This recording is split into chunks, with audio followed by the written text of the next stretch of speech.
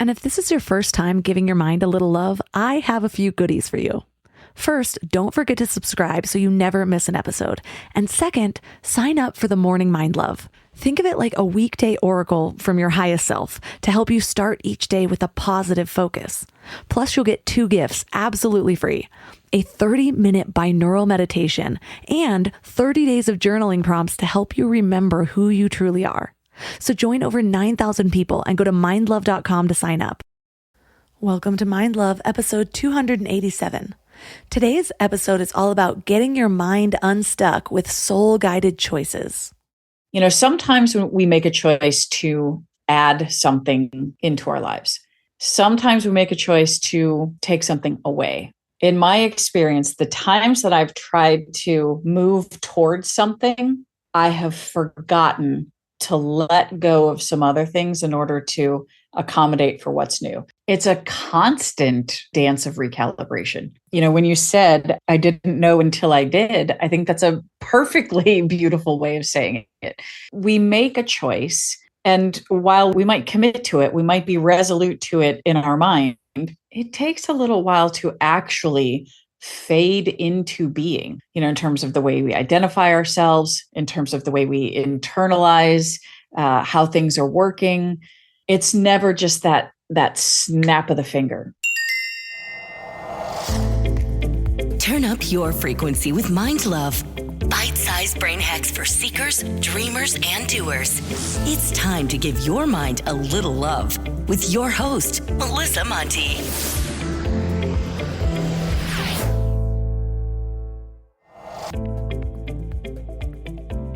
If this is your first time giving your mind love, don't forget to subscribe to the show. Mind love is a habit, and the more that you give your mind that love and attention, the better you're going to feel about yourself and your life. Plus, it's really a win-win because more subscribers means Mind Love attracts even more amazing guests to bring you their wisdom. So don't forget to subscribe. Today, I am so excited to share a review from Kimberly E23, who says, I just recently discovered Mind Love and I can't stop listening. There are so many good episodes. I'm always learning something new. I love the preview snippet at the start of each episode. As soon as I hear it, I am hooked. I can feel good about giving my brain a dose of encouragement and love. Well, guess what, Kimberly? Today you gave me a dose of encouragement and love, so I am so grateful that you took the time to write this. And if anyone out there listening wants to be featured on the podcast, feel free to leave a 5-star review.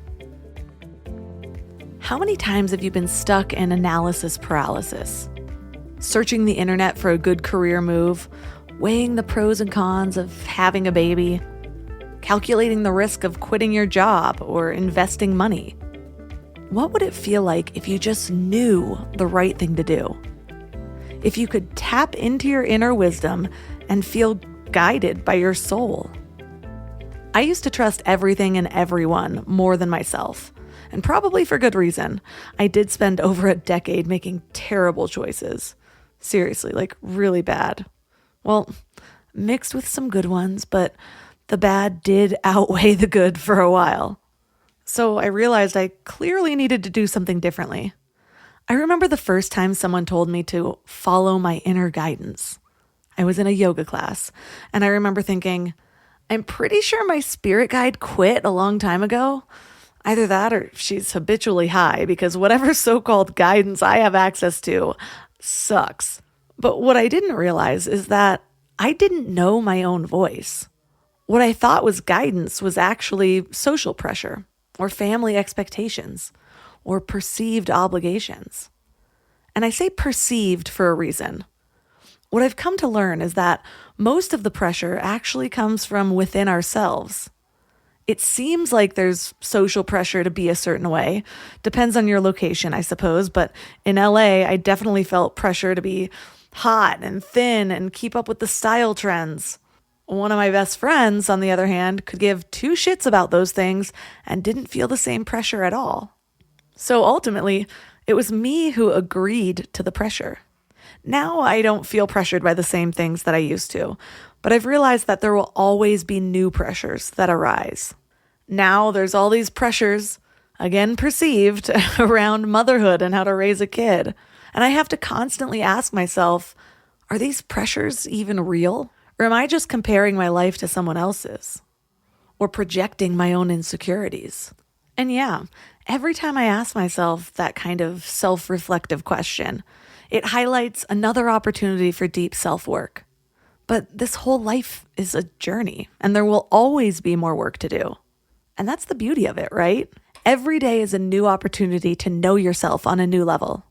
It's this constant push and pull of self-discovery and self-improvement, but it all starts with that shift in perspective and a willingness, or even just simply an intention, to listen to your own inner guidance. It's learning to be the observer of your own thoughts without attaching to them. Learning what's your soul speaking to you versus what's your ego. So that's what we're learning about today. And our guest is Becky Vollmer. She's a speaker, yoga teacher, and creator of You Are Not Stuck, which is a movement that empowers people to pursue the lives that they most deeply desire. She guides a global community on social media that's several 100,000 strong, teaches online courses about empowerment and choice, and she leads sold-out programs that combine movement, breathwork, self-exploration, and action planning at yoga and wellness centers across the country. So 3 key things we will learn are why being stuck is such a misunderstood phenomenon, why we fail to recognize that we are actually stuck, and how to align our lives and make choices that internalize our new ways of being. I used to be one of those people who had grand plans for a big, healthy meal every Sunday night, and I'd make these elaborate meal plans, buy all the ingredients, and then Wednesday would roll around and I'd be staring at that wilted spinach, ordering takeout again. Shopping, planning, and cooking food really can be simple and stress-free, and that's why I love Hungry Root. Hungry Root takes stress out of mealtime by filling your cart with personalized picks and planning your week of meals, getting smarter with every order.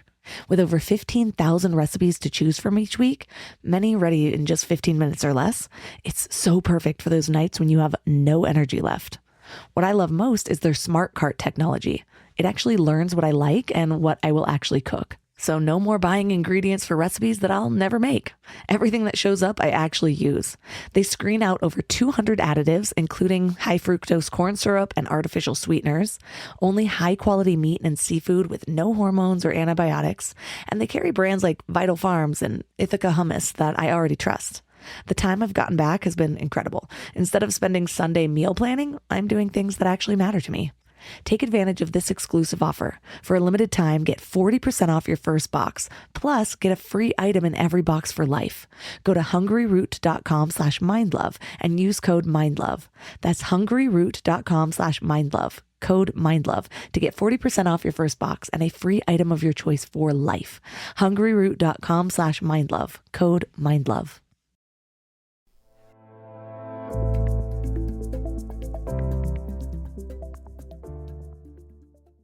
And now let's welcome Becky Vollmer to the show. Thank you so much for having me. Well, we've had a pretty wild pre-recording talk here. Short tidbits. Maybe not all the tidbits will come out during this episode. But I want to start by asking, what inspired you to tackle the topic of being stuck? Because I know it's something that so many people deal with. What inspired me? Well, I think mostly so I could write a book and come on shows like this and have just the most amazing laughter before we start recording.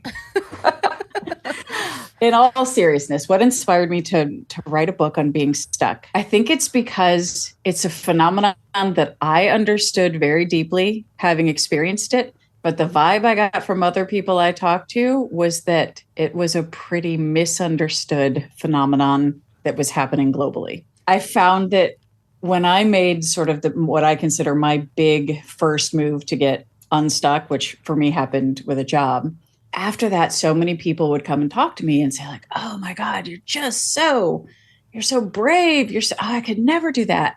And here I'm thinking, wait, what are you talking about? Brave? Like, nothing about this was brave. I've been hiding in a corner, scared shitless, drinking my ass off. My whole life is a facade. I'm not brave. I was desperate. And as I started to understand, wait a minute, there actually really is bravery involved here. And it comes in the form of choice to get unstuck. I was like, this is something I want to spend a lot more time digging into, because I recognized my experience was in no way unique. It's a completely universal thing. Happens to the best of us. And I just didn't want it to happen to anybody else anymore. When I was reading your story, I couldn't help but think there's so many parallels to our lives. Just especially with the drinking part, the way you described it. I went in and out of drinking, and well, no, I was always in it, but it was just depending on how much it was. It was this constant decision to like regulate, cut back, and it was difficult for me because I had made a lot of progress. My habits in my 30s were not the same as my habits in my 20s. Yes, I could still easily drink a bottle of wine in a night, but I would regulate that and I wouldn't allow myself to 1 to 2 glasses. But it was rare not to have wine in a night. And if I wouldn't, I'd be like, well, why am I not? Is it really making a big difference if I'm not having wine this Wednesday, if I had it on Tuesday and Thursday, So might as well just have a glass while I'm drinking. So I had made a lot of progress and I had a public persona while I was still having that, still in that habit and still asking myself, is this serving me? And knowing the answer, but justifying.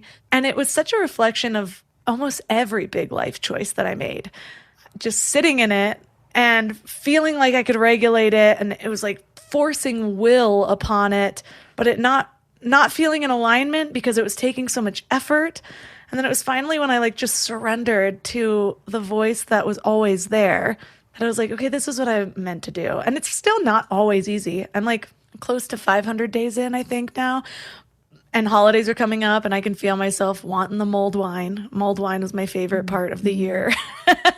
Or like everyone having their glass on holidays and like, no, just have a cider. But every time I come back, I'm like, I'm so glad that I'm still on this path. And so we do that a lot though, when we're stuck in something. And I think one of the hardest things for me was to recognize that I was stuck. Once I even had a word for it, being in a rut, being in the same pattern. Is actually a really epic, horrible actually, but also epic mushroom trip that got me to see this cycle. And I was like, oh my gosh, it was so odd. And then I could see it and I'm like, okay, then I kind of knew what I needed to do. But why do you think it's so hard to see what the things are that are keeping us stuck, or sometimes to even see that we're stuck instead of just, oh, I'm depressed or I'm this or I'm that? And it's just difficult to kind of get out of that loop and see things as they are. Yeah, I think it's because most of the time we're so busy doing the things that keep us stuck that we're not stepping back far enough to sort of widen the aperture and get the big picture, right? I think there are probably 3 big areas in my life where I've made what I would call, big decisions to get, quote, unstuck. One was around that job. One was around my own drinking, and congratulations on your almost 500 days. And then the third area was in a marriage where I wasn't loved anymore. But as I was in each of those situations, like up to my neck in it, trying to make it work, trying to make the rest of my life work in spite of the job that was sucking me dry, or the bad habit that was slowly killing me, or the marriage in which I wasn't loved. I was just so in it that I wasn't able to see just how painful, how dysfunctional, how unhappy I was, because I was just trying to juggle everything to make it work. And I think so often, we take a step down any particular path, and then we take another, and then we take another. And then before you know it, I think we believe we don't have many other options than to just keep walking forward, that we don't really realize that we've got permission, we've got agency, we've got choices we can make where we can, first of all, just stop and then maybe, take a look around, look left, look right, maybe look behind and recognize that, wow, just because I've been walking this path, if I recognize it's not the path that's making me happy or fulfilled or aligned with the rest of my life, I actually could choose to move in a different way. And even that is a very illuminating moment for so many of us, that we can choose something different.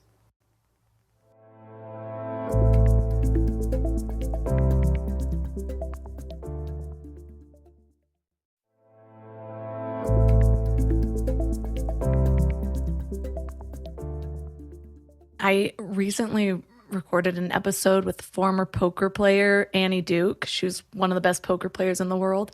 And her newest book is about knowing when to quit. And it highlighted something that I didn't even really recognize in myself. So for a long time in my 20s, I had sort of adopted this mindset that I couldn't finish my goals. Like I wasn't the type of person to complete things. And I wondered when I had lost that, because I was back in high school and college, but trauma hit and then I just created this new identity and I just didn't believe that I could. And so then when I actually overcame that and learned to align with things, that's when I started. Well, there was a long healing journey before starting Mind Love, but Mind Love was one of the first big goals where I was like, yes, this is sticking. And I know I trust myself. And it's because I did the work to really figure out what was going to be sustainable for me, what I wanted my life to look like, aligning it with who I am. And then there's been decisions I've made within where I'm like, well, I've made this commitment, so I cannot change it because I'm not going to go back to being that girl that can't finish something anymore. And there was something about this interview where I was realizing there is a big difference between quitting something because I don't believe in myself and quitting something because I do, and that I know what I deserve and I got clarity on what I want and what I will deem successful and what will flow with my ideal life. And that's hard to decipher. I think I needed that interview, and not everyone gets to interview awesome people like you and Annie Duke, where I'm like, oh, thank you for that coaching moment right now, because it's exactly what I needed to hear. So I wonder, what do you see most people getting stuck in? Is it the choices they've made, the choices they haven't, or a combination of the two? Yes. yes, and both. I think it's the road we take where we get stuck in the muck there. It's regrets over the choices the road not taken and the choices we didn't make. So part of it might be this was the wrong choice, or this was the choice that I just let pass me by. Both can give us some indigestion. But I think you touched on two really important things in your question. One is being aligned with our own values, and two is figuring out what success looks like to me. And both of those things are critically important because, one, they're both personal, right? Your values are yours, mine are mine. They're probably going to look different, maybe similar, but as it relates to our specific backgrounds, upbringings, traumas, circumstances, what part of the country we grew up, you name it, whatever the factors may be, they all impact. But then, so one, they're personal, but two, they evolve over time. Both our values and our yardsticks that we use to measure success, they both should be evaluated and allowed to evolve over time. And when we don't do that, that's when we find ourselves trying to grapple with living with outdated values, outdated measurements. And we don't allow ourselves that chance to grow into what's next or grow into who we are now. And that, to me, is one of the biggest ways we stay stuck. But where we free ourselves is when we can, once again, kind of pause, stop, step back, widen the view, and just take the time to ask ourselves some really, leading, and they can be very simple questions, but some of the most simple questions can be the most provocative. How have I changed? What's important to me now? How has my definition of self shifted? How has my definition of important shifted? Or my definition of, what's more urgent to me now? What's more meaningful to me now? And if I can think back over my own journey in my 20s and my 30s, I was really caught up in ambition. I was caught up in all of the external measurements of success. So the amount of money in my bank account, the title on my business card, the brand of my killer stilettos. As time went on, as little people entered the picture, right? As I became a mom, as I started to get older and realized, wow, instead of having a whole life ahead of me, maybe I've only got, this is going to sound crazy, maybe I've only got 50 years left, as opposed to I've got 90 years ahead of me. My focus became much less on the external elements and more on the things that I knew were a little more important, but a little less in my control. Things like time, things like the strength of relationships, things like how I felt on the inside. I knew that those things were not going to be determined by external forces. They were going to be determined by the amount of effort and energy and attention that I put into them. I'm in that period of life where I'm experiencing so many shifts. And so the last couple years have been interesting for me because I made intentional choices to have a baby, and I knew that things were going to change in my business. And so because I made this intentional choice and I knew things were going to shift, and I knew I wanted more time with my baby and less time here, and I didn't expect to feel like I hadn't made the choice. Like when I was in it, I all of a sudden was like, I don't have enough time in my business and I'm doing this. Of course I want to do this. But what I realized is I was resisting my own choice instead of surrendering to it. And I don't think even that knowledge would have helped me. I think the experience of actually going through it was just necessary. And so I had to feel the resistance. I had to feel the surrender. And so I'm still kind of in that. There's still choices I'm making. I'm still shifting things, seeing what feels good, seeing where I do want to be more involved here, less involved here, whatever it is. But one thing that I found interesting is so often the things I think I want, once I experience it, then I realize, no, I don't want more of that. I actually need less of that.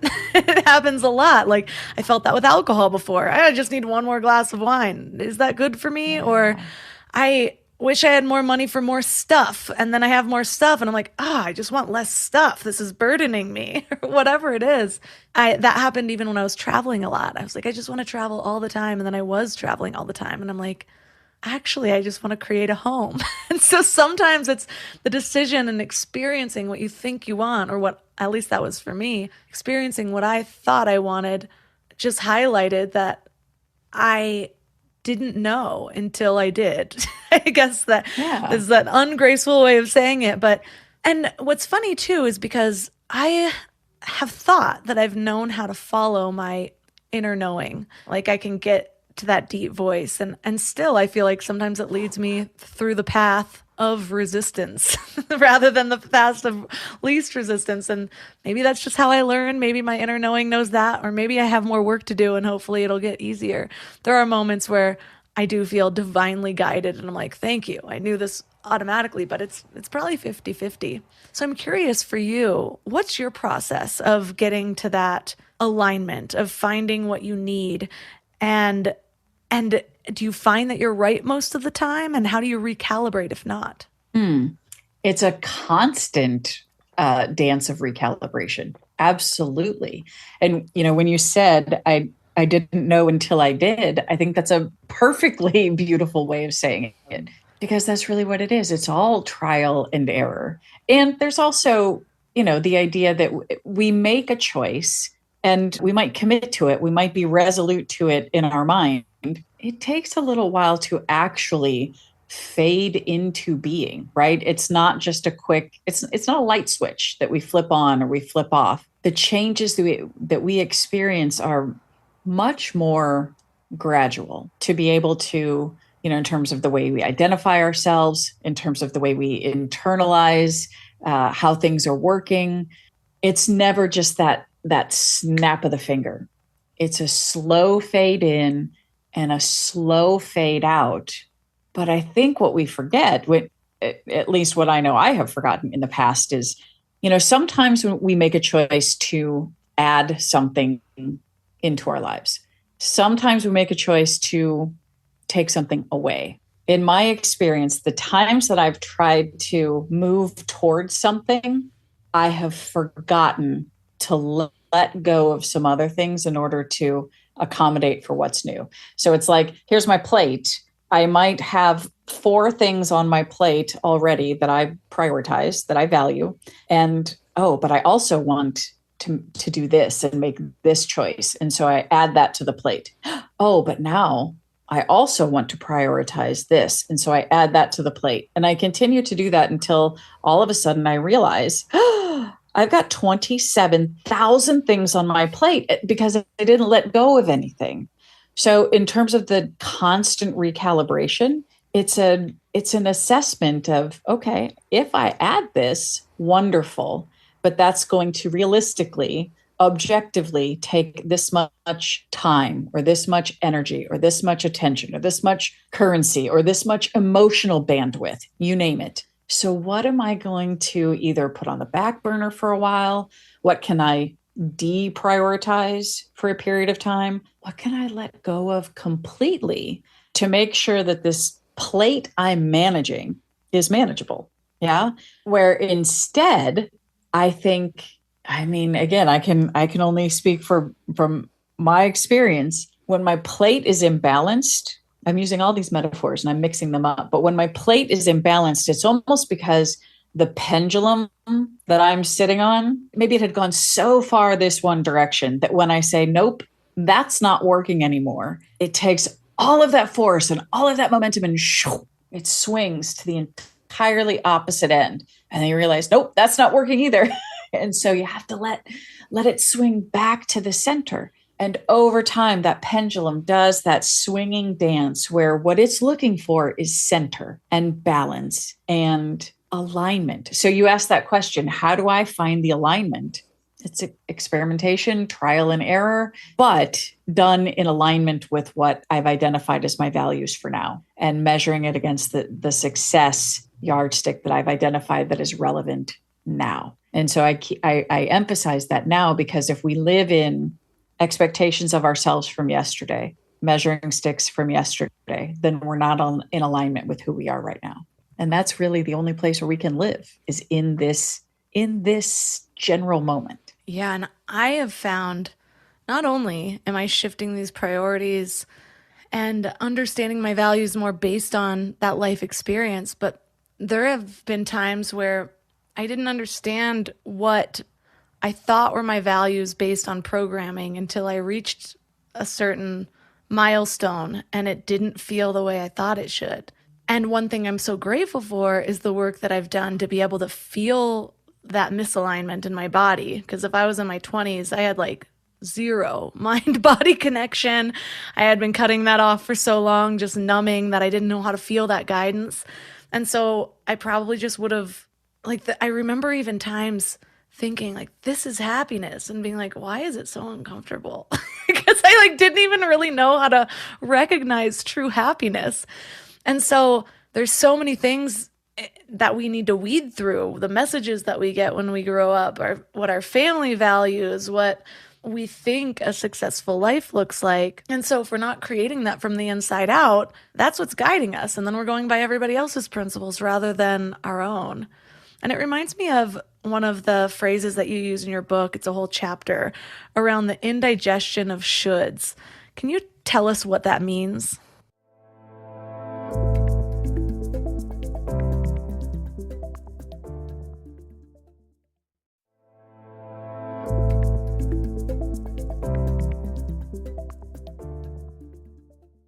One of the phrases that you use in your book, it's a whole chapter around the indigestion of shoulds. Can you tell us what that means? Yeah. Indigestion of shoulds is like when you just, I've got my hand kind of like right up to my throat, when you just had it up to here with all the external expectations and opinions. And it's like, you just can't swallow one more, right? If you do, you might explode. And I don't know about you, but I have felt that indigestion a number of times in my earlier years when, as you described, I wasn't connected with my body. I didn't know what it meant. I thought it was something I just had to keep swallowing, and just push on through. Over time, and I really credit my yoga practice with this. I'm a yoga teacher by trade, have been for, I've been practicing for about 20 years and teaching for about 15, kind of on the side of what I did professionally, which was public relations.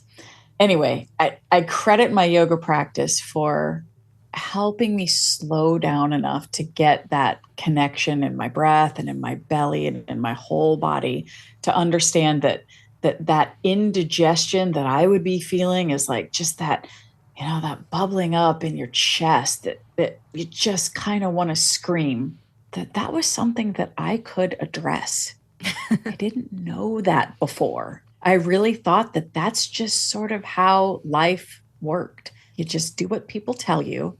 You sit the fuck down, shut the fuck up, and do as you're told, as opposed to thinking for myself to the point where I could say, hello, this indigestion really doesn't feel great. So I'm going to make a different choice. And now when I feel that, those feelings come up in my belly, or when my heart starts pounding, or when my throat is dry and I can't swallow, that tells me, that's an alarm bell that says you've had it up to here and it's time for you to take control. None of us have to live in that sense of indigestion. What we have to recognize is that that's going to require, kind of taking charge of that indigestion. That's going to require making some potentially tough choices. And with tough choices come trade-offs and consequences and boundaries. And if we are newcomers to those areas, we're going to have a lot of work to do in order to make stick the choices that we have to make in order to move closer to the life we want. So it's one thing to say, I feel this indigestion and now I choose something different. Making it all stick is an entirely different bit of work. Yeah, I live my life as like my own guinea pig. And I was recognizing, I was hanging out with one of my friends last night.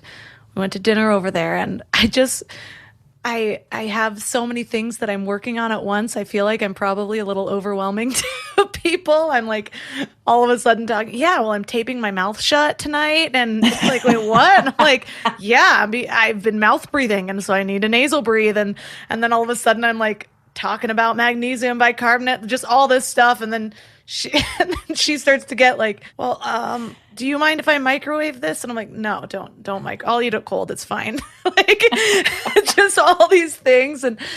But it's taken me a long time to get to that point. And it's funny because it's one of the things I'm most proud of myself about, but also can be kind of insecure in public settings because most people just aren't like that. They don't live their life as like always making changes. They find what's comfortable and stay there. So I'm sure there's a balance I could find, but it's fun for me. But one thing that I've realized is that I need a lot of space and reflection with each change in order to make it stick. Like I talked about before how, if I meditate and I just kind of move on, at the end of it, it took me a really long time to cultivate a meditation practice because I would do it for a couple of weeks and then I just wouldn't find a reason to come back. And when I actually started to sit there for like 5 minutes after the meditation and like bask in the new energy, like, oh, this is peaceful. How did I feel before compared to now? What clarity did I find during that?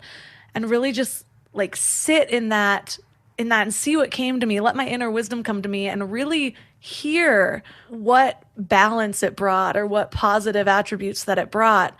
Then the next time that I was thinking, well, am I just going to skip this? I don't have a lot of time. It's like, okay, yeah, it's easy to skip the meditation, but do you want to skip that bliss moment that because you're bringing attention to it, you realize it's the best part of your day? And so now I know that reflection is just as important as the habit change, because if I'm not sitting there like say you want to start doing push-ups or you want to sleep more or whatever, it's like, how do I feel now because of this? God, that feels good.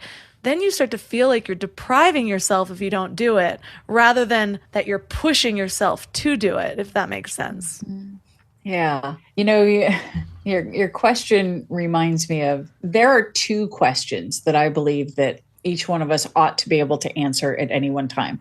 They're simple questions, but if we're not practiced at this, they're not necessarily easy to answer. First one is, how do you feel? Second one is, what do you need?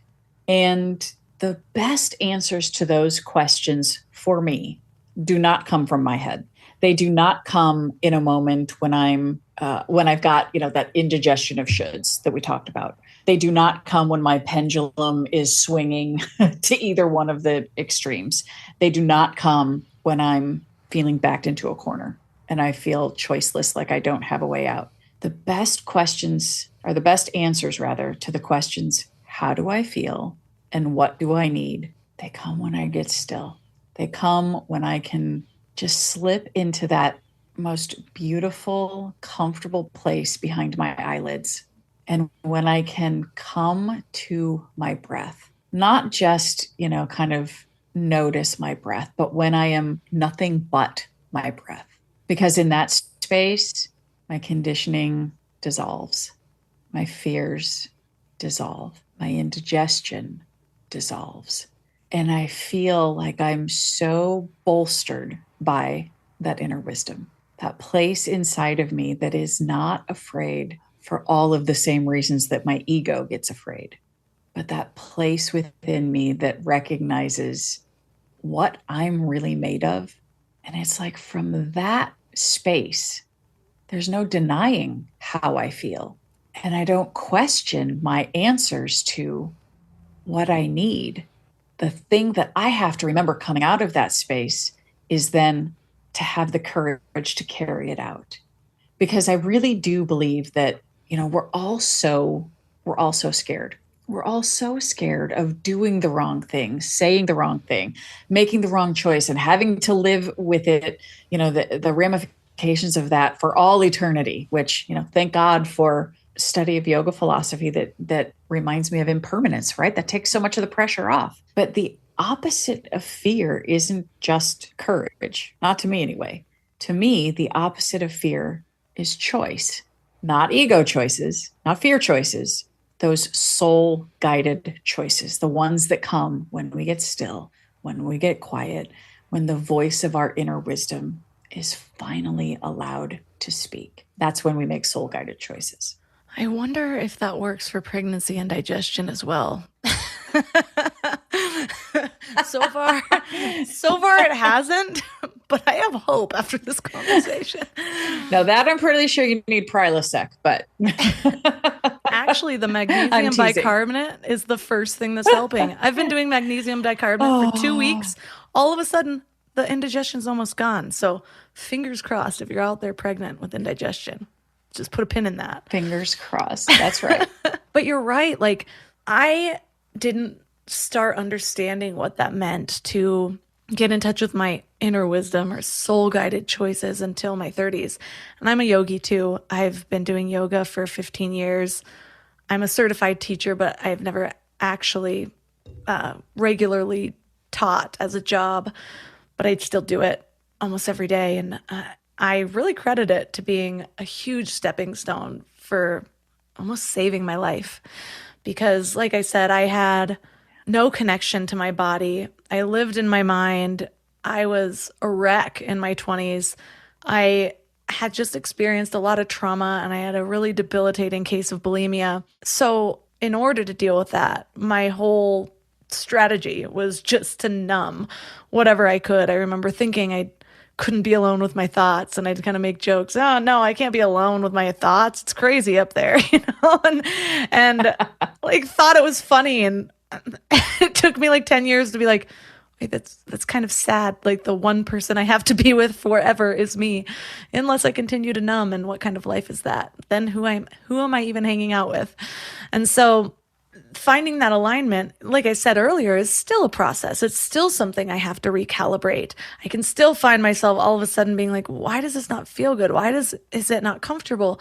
I thought I did this work to find exactly where I needed to be. And it's like, oh yeah, you did 4 years ago, but look how many things are different. You've actually been following your inner wisdom to get you to move out of the city and to a mountain town, to get you to have a baby instead of thinking you wanted to be childless forever, to get you to be married instead of thinking marriage sounds like prison. Like a lot of big shifts have happened in this time.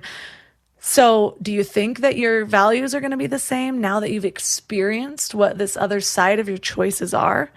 And so with every decision that I make, I'm now realizing I need that stillness to go back and say, okay, well, now what am I feeling? Now, how do I find my values as a mom instead of as a single woman? How do I find my values now that I've stepped into 3 of them and think these 2 are still important? Are they though? Or do they start to feel like an obligation?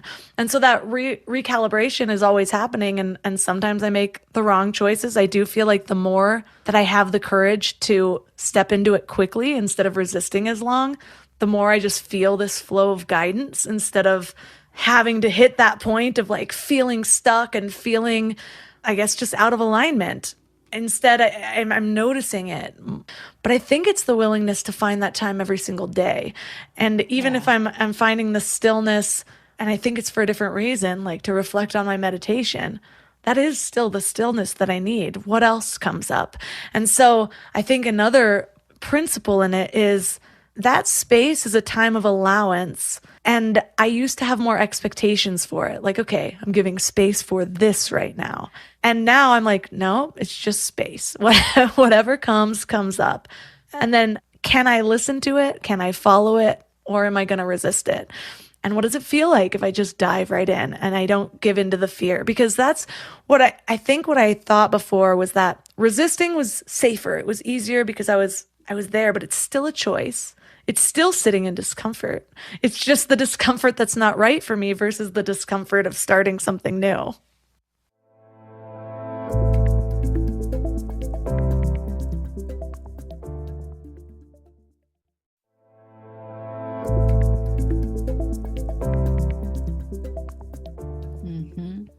Yeah, you make me think about the time I spend in my garden. It's funny, when I was a kid, my mother loved to garden. She used to always want me to come, sit next to her and be on my knees and deadhead the marigolds and plant seeds. And I hated it. I hated it. I hated it. I thought it was so boring and gross. And there was absolutely zero instant gratification to it. And now here I am, I'm approaching 50. And for about the last, 10 years, in the time that I've been lucky enough to walk away from the corporate experience and instead teach yoga full time, right? Which gives me a little more space. There are a few things that I love more than being in my garden. And part of that reason is because it reminds me to just slow down, be present, be reminded of the process and the seasons, and to appreciate each moment. Like right now, the flowers are in bloom. Wonderful. Now it's like this. Now it's fall and frost is coming. They won't be here tomorrow. Okay. Now it's like this. Now it's the dead of winter and nothing is growing. But I know it's not wasted time because those roots, those bulbs, those perennials, they're doing their thing to rebuild, and they will very soon emerge again. Now it's like this. And then in the springtime, when everything is so promising and growing so fast and the sunshine comes back and we all just are so thankful for the warmth, it's like, now it's like this. But what the garden reminds me of is it is never one and done. We don't plant the seed. It's not like we don't go to the local garden center, get our little, our 6-pack of annuals, put them in the ground, water them once, and then walk away for 2 months and come back to see them. No. If we're not there watering, weeding, tending, fertilizing, nourishing, they have no shot. They'll be gone. And so the wisdom that I take from the garden is the same wisdom that I try to apply in my spiritual life, in my regular recalibration of my values, my choices. Am I on the right track? It's doing the work of regular attention, visiting myself again and again and checking in. How are you today? What do you need today? Do you need a little pruning? Got it. Do you have a little too much sun? Can I move you to a shady spot? Are you getting enough water? That's our spiritual work in a metaphor. That's the work of being aligned with our thoughts, with our words, with our actions. I call it the think, say, do alignment. We've got to get in think, say, do alignment so that we really are living in a way where we can keep growing. I love that. And for some reason, what came up for me is I've been cultivating a lot of things in my life, things that through the space, recognizing that I've always wanted or needed. And one of those was this feeling of security, of partnership. I've never really felt that until I got married, because I was just an only child. I moved a lot. Like, I've always just had this kind of stretch of loneliness. I've always felt super independent, times really proud of it, and almost cultivated my life more in that. Like, I don't need anyone. And the older I get, that is just cracking open. I'm just realizing community is where everything is. It's what the message that I seem to be getting in almost every interview, which also tells me that the collective is probably experiencing that too, especially after the last few years. Yeah. But when I was reading your story about your husband coming out and saying he doesn't love you anymore, and that he hasn't for a while, my heart kind of just broke for a second. It's like, what would that be like? But what came up for me, it was so interesting. I didn't expect, like, you know how sometimes you'll just get that thought and it's your inner wisdom. And I had this thought of like, yes, that would be heartbreaking, but that's not what your sense of security is built on anymore. It's not external, it's internal. And I'm curious, what was that process like for you? What did you realize from it? Did you feel like it was like sweeping your world out from under you, or did you have a foundation? And if not, how did you rebuild that? Yeah, when you said you could imagine, that was pretty heartbreaking. I can tell you it was. And for those who haven't read the book yet, the story that Melissa's talking about is 11 years into my marriage. It was a year after I got sober. My marriage had really started to disintegrate, but I didn't necessarily think it was. I didn't think at all that it was unsalvageable. I thought things had just been rough. Taking alcohol out of the equation, you sort of take away the anesthetic in a relationship, and things get revealed and people get a little crunchy and they butt heads. So I really thought it was something that we would bounce back from.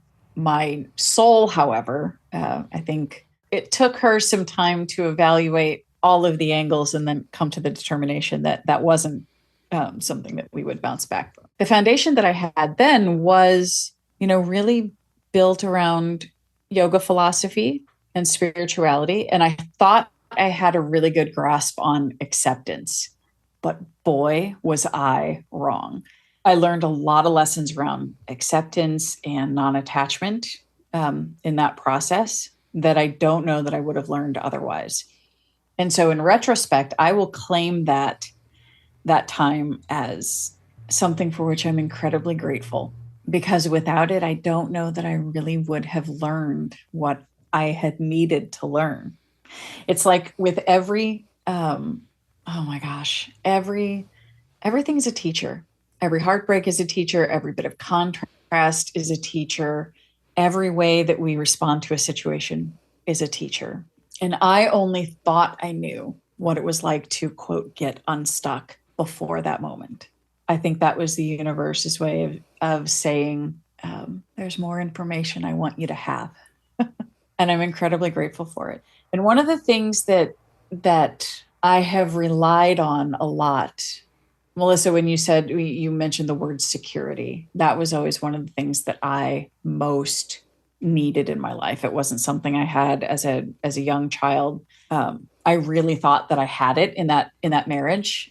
When that foundation was washed away, I realized that my security had to come from within. It wasn't until a little later that I learned a different bit of wisdom, which I still lean on today. It's something that I learned in the practice of centering prayer. I'm not sure if you're familiar with it. It's a Christian tradition of meditation. In my yoga practice, I tend to do more of an Eastern tradition of meditation. We'll call this a Western religious tradition of meditation.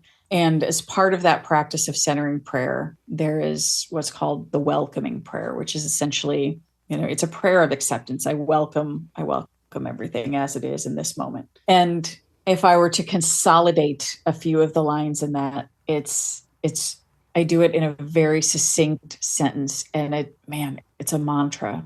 I relinquish the need for security, affection, and control. Security, affection, and control. And man, oh man, did I wish I had been introduced to that way of thinking decades ago. How much pain that might have saved my poor little heart, right? All of our poor little hearts. If we could just learn to let go of that need for external security, affection, and control, and remember that the peace comes from within. Security, affection, control, and chocolate are my 4 favorite things.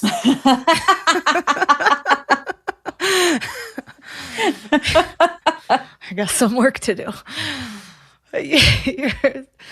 You're so right. I love what you just shared. It's one of those things that I want to share with my mom. Our differing spiritual beliefs can sometimes feel like a wedge, but what my main goal has been for so long is to actually see the unity in it. It's difficult when one is religious and one is not. Not for me as much. Well, no, that's a blatant lie. It is very difficult for me sometimes.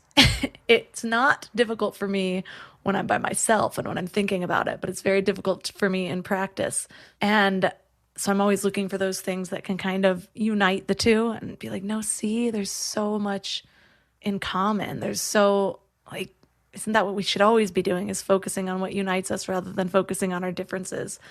Just like focusing on our gratitude rather than focusing on what we don't have. And it's just such a simple shift and everything's the same, but it feels so different. And so thank you for sharing that. But we have so much to work with within this episode. We've talked about values and fear and things like that a lot, but you brought such a beautiful storytelling light to all of the topics that I feel like we got to layers that even helped me understand certain things more. So I love to leave listeners with one thing to focus on that really grounds the material into their reality for the week. So if you were to give them a little piece of homework, what would that be? Just to breathe. Just to breathe. And as you're working on to breathe through your nose rather than the mouth. I remember when I was new to the practice of yoga, my teacher told me the nose is for breathing, the mouth is for eating. I was like, oh, but what do I do when I have, what do I do when my nose holes are clogged?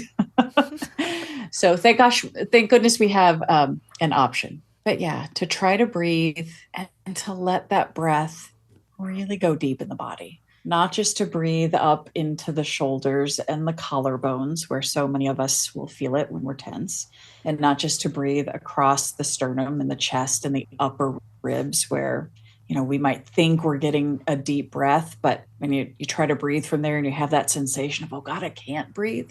The trick is to really breathe from down into the belly, as you know, to do the work of learning about the diaphragm and learning the way that amazing muscle can change the entire experience of exchanging air from our lungs and the atmosphere around us. If we can just learn, all of us, to draw the diaphragm down, down, down toward the navel and let the totality of the lungs fill up with air, and then gently release from the belly, from the bottom up, and let the diaphragm just rise back up into the lower ribs and kind of expel the air back out. Oh my gosh, the benefits are so many, from how we actually feel in the body, in our cells, in the the chemicals and the hormones that get dumped into our bloodstream. That deep belly breathing can literally change everything.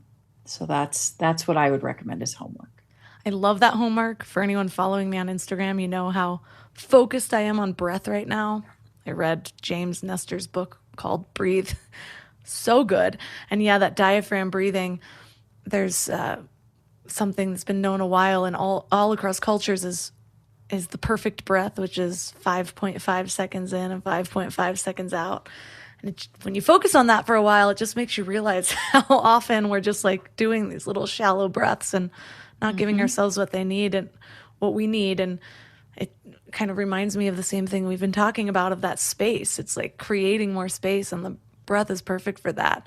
I just need to tell this baby that he's taken up residence in my diaphragm. So it's like, give me a minute, but we got this. So for listeners that are resonating with you and want to learn more about you and your book, where's the best place for them to connect? Thanks for asking. Best place is probably the website. It's youarnotstuck.com. That's the same handle you'll find me at on Instagram or Facebook.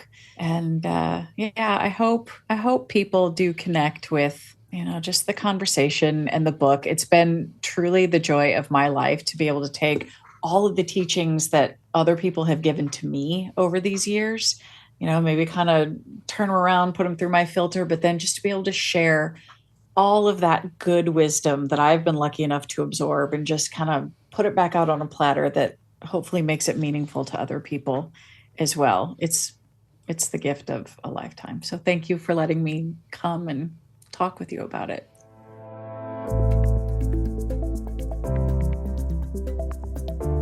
All of the links for this episode will be at mindlove.com/287. So your challenge for this week is to just breathe. And it goes further than just breathing. We breathe every day. We kind of forget about our breath. It's the conscious breathing. It's getting back into your body. Because so often when we're pushed and pulled in different directions, it's because we're living in our minds. We're feeling that external pressure that, again, usually comes from within ourselves. We're perceiving that people around us, society has a power over us that they don't need to have. That power, you giving them that power, is an agreement more so than an actual real power struggle. So getting into your own body and taking a deep breath calms the nervous system so that you start to perceive reality in a new way. You realize that it's just me. I'm just breathing. It's just an expectation. It's just a choice. Regardless of the outcome, I will survive it. And from this place, you're able to actually hear your own internal wisdom. Not from the place of anxiety, not from the place of fight or flight, not from the place of depression or pressure. So breathing is such an amazing way to release that pressure, get back into the body so that you can tune into your soul-guided choices. And let me know how it goes. Reach out to me on Instagram at mindlovemelissa. If you love this episode, please consider sharing it directly with somebody or take a screenshot and tag Mind Love Melissa and Mind Love Podcast. I love seeing you guys share. You can also find all of my sponsors at mindlove.com/sponsors. And if you are not a part of the membership already, I'm going to just say that you're missing out. Not to put any pressure on you, but we talk about how mind love is a habit. And I know that so many of you have said that you're listening to all these things and it's just difficult to apply what you're learning. And I totally relate to that. And so that is why the membership is created, because it takes you through easy practices that you can either do in an hour period in a day, or you can spread it out into multiple practices every single day and really create your own self-care and mind love ritual. So that's at mindlove.com/membership. And that's all for today. So thanks for giving your mind a little love today, and I'll see you next week. Thanks for tuning into Your Higher Frequency with Mind Love. Head to mindlove.com for a free gift to keep your vibes up until next week.